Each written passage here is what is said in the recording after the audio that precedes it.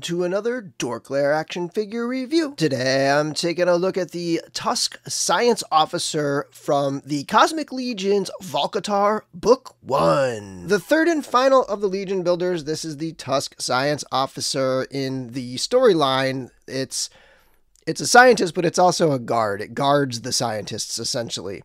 And the scientists are manufacturing Thrixium, which is a substance that's like a regenerative substance. And I think there's a lot of economy tied to it and power.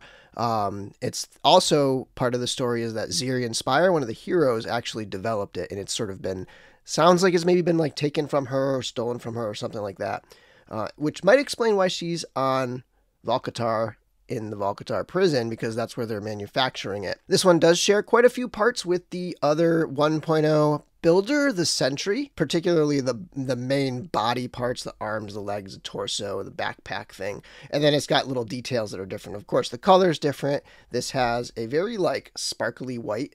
I don't know if it's going to come across in the video, but there's a sparkle to it, like a pearlescence to the white all throughout this figure. So it's not just a flat color. It's definitely got a little sheen to it in spots. Of course, there's a different head sculpt on this one. It's got sort of like this wider piece here. It does still have the, the glass covering, or, plastic that looks like glass. Mine has a little bit that I got to shave off right here. Just like a little bit of when it came off of came out of the mold or whatever. And so, yeah, we got some metallic blues underneath there. There's a lot of details. I've seen some people starting to paint up some figures, and there's just a field day of details throughout these sculpts for people who want to customize their figures. It does have a much larger chest piece than the Tusk Sentry. So here's a comparison of the chest pieces. This is not glued in. So one of the cool things is you can totally like mix and match these and swap them among the characters. So pretty cool there. And then that blue does match the blue up in the face. It also has a different belt than the Tusk Sentry, so you can see that difference right there. But yeah, so this one's got pockets and these side pieces that you can store some weapons on there. It's got one port in the back, on the back left. Correct me if I'm wrong in the comments below, but I think this belt is unique to this specific figure, at least in this wave. I don't remember seeing this belt on another one. Upper legs are the same, but the lower legs are different. So the Sentry has kind of the straight up and down legs, and the Science Officer has the ones that kind of kick back, a little more alien-like. But they do both have the, what I would call the sort of human-style feet. Zooming out, here's a wide shot of the whole figure, which stands just about 6 3/4 inches tall. Starting the comparisons with the other two Tusk characters, on the left is the Sentry, on the right is the Engineer with some parts from another figure. Next up, we've got a couple 1.0 Mythic Legions figures. On the left is Sir Owain with some Max Bird cloth goods, and on the right is Hagnon occupying the Fury Clan Orcs armor. Here we have Animal Warriors of the Kingdom Tiberius on the left, and Masterverse Kit Bashed He-Man on the right. Next up, Hasbro Black Series Star Wars and NECA TMNT. And finally, here it is next to Mafex Superman from Dark Knight Returns and Quicksilver from the Ramen Toys Silverhawks line. For accessories, it does come with this alternate purple head sculpt with these metallic green eyes. I totally get like Star Wars vibes from this head sculpt, like those crazy aliens. Sort of prequel, but also kind of Cantina thing going on there. But yeah, so really cool head sculpt there. Kind of skull-like. It's got that like nose cavity there, but really interesting take on an alien. And while the figure does not come with the dome, it does have this section of the spacesuit that would normally hold the dome. I'm assuming that this head is just too big for the dome, and that's why they left it out. But yeah, so some people have asked how to attach this. There's basically like some tabs on the side and hooks towards the back. So like this hooks on towards the back. Those side tabs tab in there, and then there are hooks on the front. So you see that hook there, that should be down below the suit. It can help to like heat it up. Again, under my lights everything's warm and soft, so things can stretch a little better when it's heated up, but that's how it goes on there.